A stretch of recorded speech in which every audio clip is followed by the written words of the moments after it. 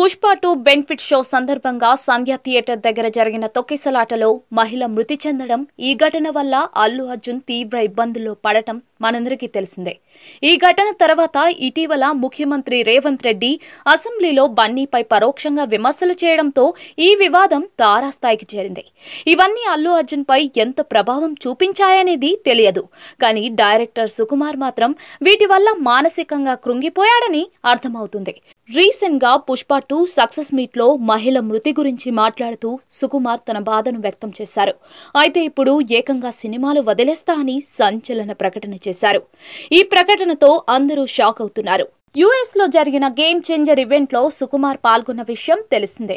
ఈ ఈవెంట్ లో సినిమాలోని దోప్ అనే సాంగ్ రిలీజ్ చేశారు. ఈ పాట గురించి మాట్లాడుతున్న సమయంలో యాంకర్ సుమ సుకుమార్ ను మీరు ఒకవేళ దోప్ అని వదిలేయాలి అంటే ఈ రోజుతో ఏం వదిలేస్తారు అని అడిగితే సుక్కు ఏకంగా సినిమాని వదిలేద్దాం అనుకుంటున్నా అని చెప్పాడు. దీంతో పక్కనే కూర్చున్న రామ్ చరణ్ షాక్ అయ్యాడు. అనంతరం సుకుమార్ దగ్గర మైక్ లాక్కొని అలా చేయరులే అని అన్నారు. ఇందుకు సంబంధించిన వీడియో సోషల్ మీడియా అంతటా కూడా వైరల్ అవుతోంది. దీన్ని చూసి నెటిజన్స్ ప్రెజెంట్ సిచ్యువేషన్ వల్ల సుకుమార్ బాగా డిస్టర్బ్ అయ్యి ఇలాంటి కమెంట్ చేసినట్లుగా ఉన్నాడంటూ అభిప్రాయపడుతున్నారు.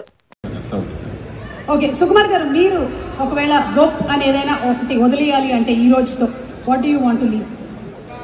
సినిమా. Sir dope cancel. ఇది ఒక సంవత్సరం నుంచి ఇలా భయపడిస్తారు అందరినీ.